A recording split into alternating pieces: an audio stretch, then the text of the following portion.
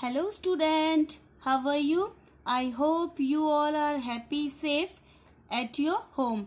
My dear student, in our previous video, we taught about the martyrs and the company's conquests. Okay, today we will discuss about the British rule from 1765 to 1836. So listen me carefully because I am explaining the hard meaning between of the para. So let's get started. First of all, we will read in pictures. Afterwards, I will explain the one by one pictures. So let's get started. One picture is religious leaders preached ideas like untouchability and child marriage. You can see in this picture, anyone who crosses the seas loses his religion. Now second picture is all the misery in the world is due to women. You can see in this picture, the truth was their Indians had lost self-respect. The British scorned them. The British were talking each other कि the natives are unworthy of trust, incapable of honesty. True, your honor, but I am honest. Now in fourth picture, being merchants, the British wanted quick profit. Their heavy taxes forced the farmers to abandon their fields. But your men are taking all my crop. You are still in arrears. If you don't pay next week, I will send you to jail. Now come on, fifth picture. The goods manufactured in England should not have any import duty when brought into India. A good idea. The East India Company's laws begin to cripple Indian industries.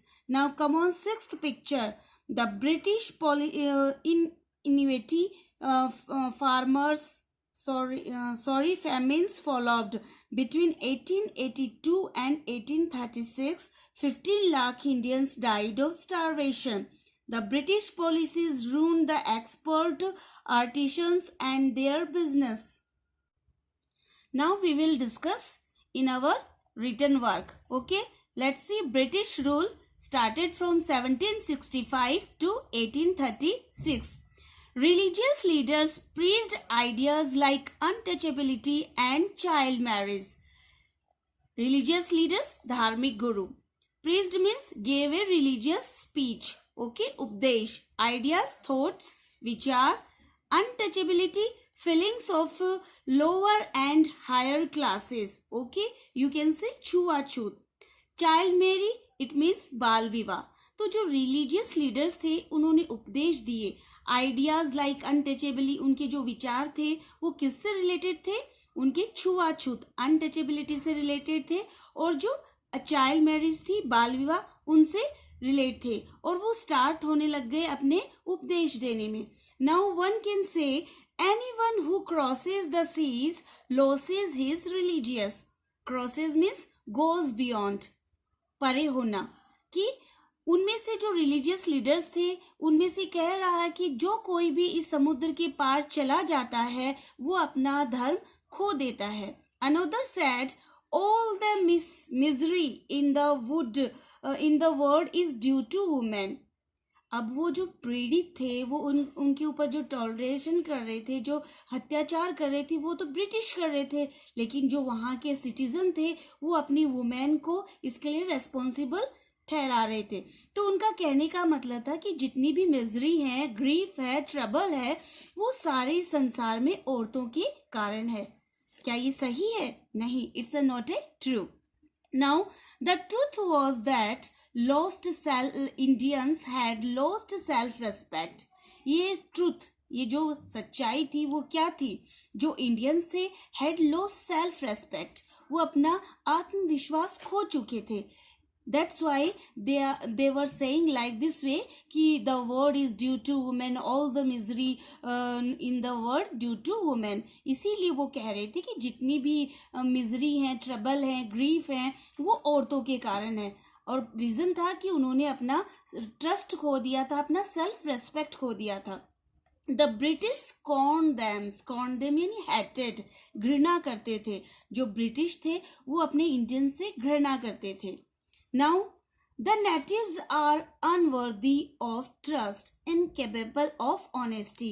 One British said to any other courtiers कि जो natives हैं, natives means residents of own country, कि जो अपने देश के लिए जो जहाँ निवास करता है, अनवर्दी की योग्य नहीं है, ऑफ ट्रस्ट विश्वास, फेथ के लिए, इनकेपेबल ऑफ ऑनेस्टी. तो उनमें से एक कहता है, जो ब्रिटिश है वो कहता है कि जो ये इंडियंस हैं वो विश्वास के योग्य नहीं है, वो ईमानदारी के योग्य नहीं है. Another said true your honour but I am honest.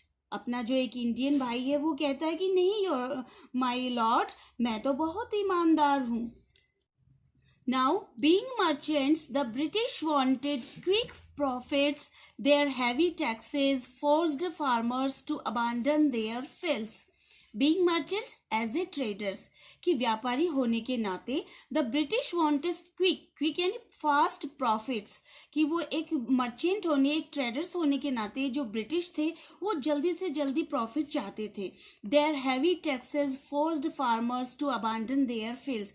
और उन्होंने क्या किया, उन्होंने स्टार्ट कर दिया भारी टैक्सेस लगाना और फार्मर्स को फोर्स करने लगे, उनको प्रेशराइज करने लगे टू अबांडन देयर फील्ड्स. और इसका रिजल्ट क्या हुआ, अबांडन मीन्स लीव, छोड़ना, और वो अपने खेतों को छोड़ने लगे. But your men are taking all my crop. तो one farmer said to British कि आपके जो आदमी हैं वो मेरी सारी फसल ले गए. You are still in arrears. If you don't pay next week, I will send you to jail. तो वो जो ब्रिटिश मैन था वो एक फार्मर्स को कहता है कि you are still in arrears, कि तुम्हारे तो अभी डेब्ट्स हैं, तुम्हारे ऋण है, जो अभी तक तुम्हारा जो पिछला जो ऋण है वो भी नहीं चुका.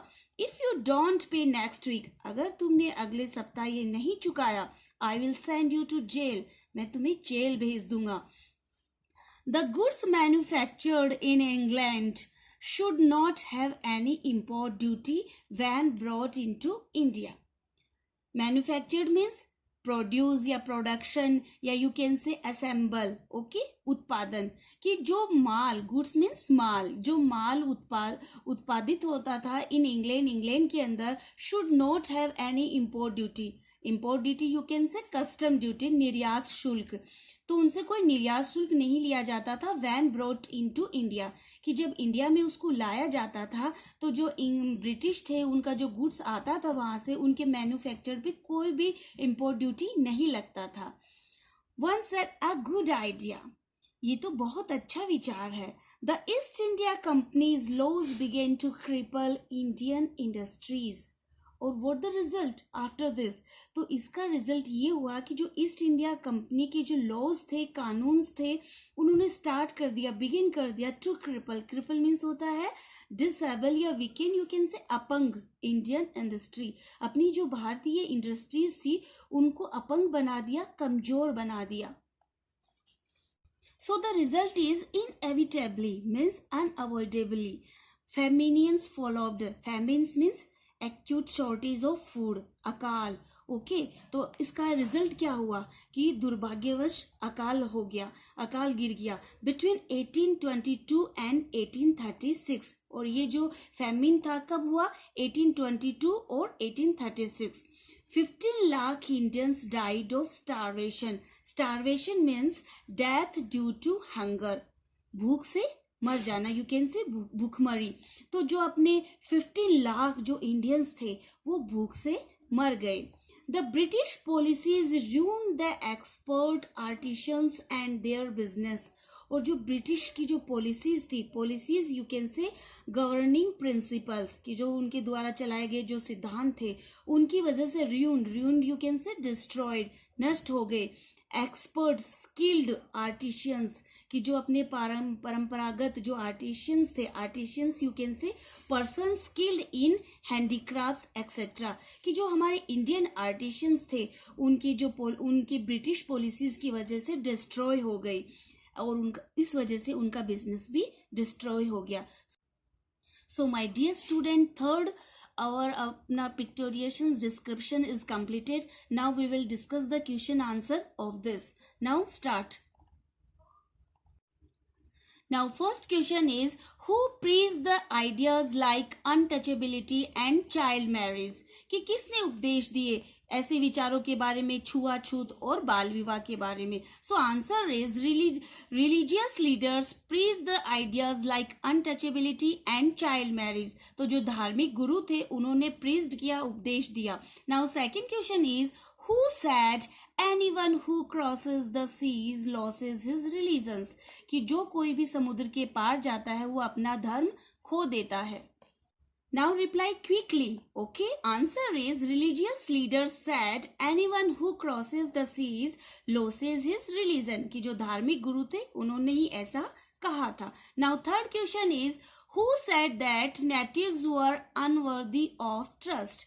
कि जो ये यहाँ के रहने वाले जो इंडियंस हैं वो विश्वास के योग्य नहीं है. So answer is the English people said that natives were unworthy of trust. कि जो इंग्लिश लोग थे उन्होंने ऐसा कहा. Now fourth question, find the opposite words of the following from the pictorial descriptions. आपको जो अपना थर्ड पिक्टोरियल डिस्क्रिप्शंस है इसमें से कुछ वर्ड फाइंड आउट करने हैं. So now words, first is strengthen means cripple, अपंग.